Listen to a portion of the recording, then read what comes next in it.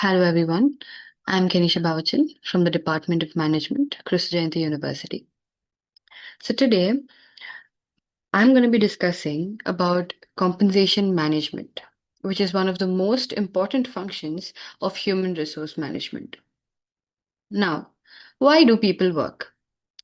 Some of you may say to earn money, some may say to build a career, while others may say to support their family. All these answers are correct. But at the end of the day, every employee expects something in return for what they do. Now, do all organizations only pay employees a monthly salary? No. They also provide bonuses, incentives, insurance, paid leave, retirement benefits, and many other rewards. All these together are called compensation. So in today's session, we will be discussing about how organizations decide these rewards and how they manage them effectively. Now, what is compensation management? Many people think compensation simply means salary, but that's only one part of it. Compensation, as per the definition, goes like it is the remuneration received by an employee in return for his or her contribution to the organization. It is an organized practice that involves balancing the work employee relation by providing monetary and non monetary benefits to the employees. So basically, compensation refers to everything an employee receives in exchange for the services they provide to the organization. Let us understand this with an example. Imagine that after completing your degree, you join a company with a monthly salary of 40,000 rupees. Apart from the salary, your company also gives you medical insurance, festival bonus, paid annual leave, provident fund, and travel allowance. Now tell me, is your reward only rupees 40,000? No. Your total reward includes all these benefits. Therefore, compensation is a total package an employee receives. That's why we say compensation includes both monetary and non monetary rewards. Next. So now that we know what compensation is, now let's say a company has 500 employees. Can they simply decide everyone's salary randomly? Of course not. A CEO cannot be paid the same salary as an office assistant because their responsibilities, qualifications, experience, and decision making authority are completely different. Similarly, an experienced employee cannot be paid the same as a fresher. Therefore, organizations need a systematic process to determine who should receive how much salary, what allowances should be provided, which employees deserve bonuses or incentives, what additional benefits should be offered, etc. This systematic planning, designing, implementing, and reviewing of employee rewards is called as compensation management. Next, what are the types of compensation management? So there are two types, which is direct and indirect. Let's understand the difference. Direct compensation means money that employees receive directly. So the examples include salary, wages, bonus, commission, incentives, etc. So this money is directly credited to the employee's bank account. On the other hand, what is indirect compensation? It is basically not paid in cash. The organization provides various facilities and benefits instead.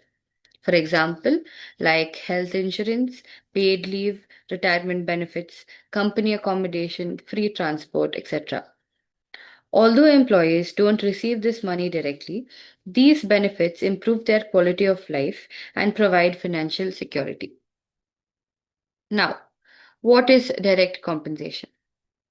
As the name suggests, direct compensation refers to payments made directly to employees. The most common example is the monthly salary. But salary alone isn't the only direct payment.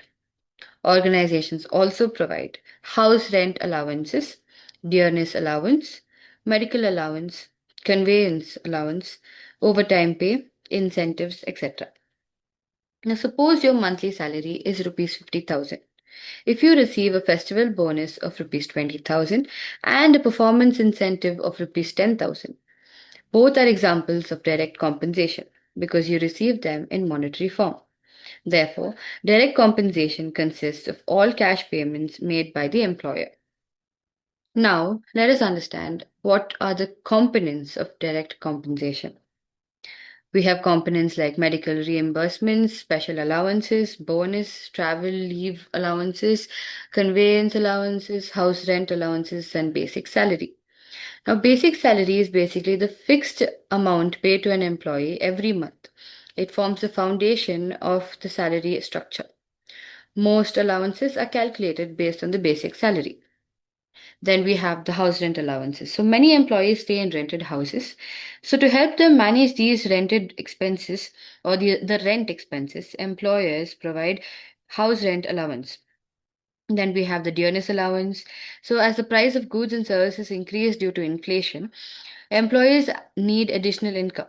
So DA, that is dearness allowance, helps employees cope with rising living costs.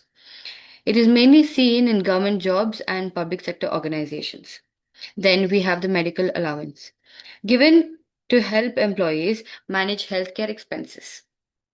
And last, we have the bonus, which basically is given during festivals or when employees perform exceptionally well. Bonuses act as rewards and encourage better performance. Now that we've understood what direct compensation is, let's understand what indirect compensation is. Indirect compensation refers to the non monetary benefits offered and provided to employees in lieu of the services provided by them to the organization.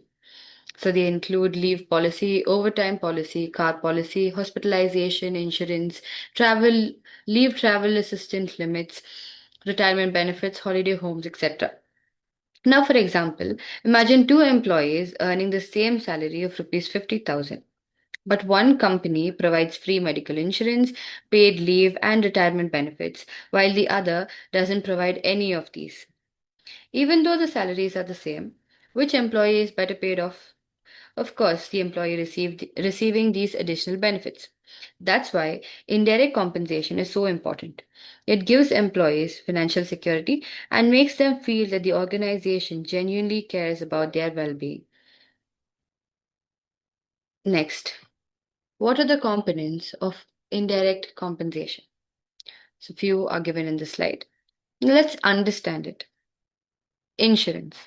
Suppose an employee suddenly needs a surgery that costs rupees 3 lakh. If the company provides health insurance, most of that expense will be covered.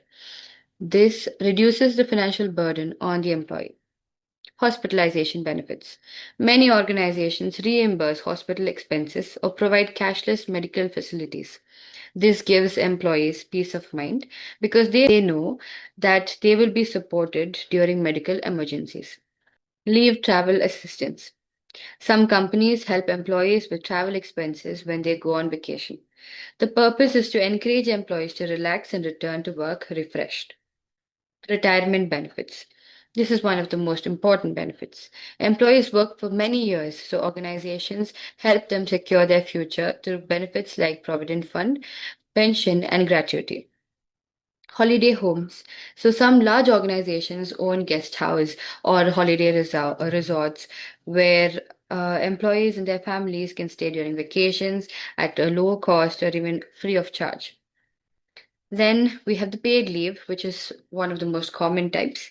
Employees don't lose their salary when they take approved leave, such as annual leave, sick leave, or maternity leave. This ensures that they can rest or recover without worrying about losing their income. Then, now that we've understood the types of compensation, the indirect, etc., now let's understand why or what is the importance of compensation management. So, firstly, an ideal compensation system will have positive impact on the efficiency and results produced by employees.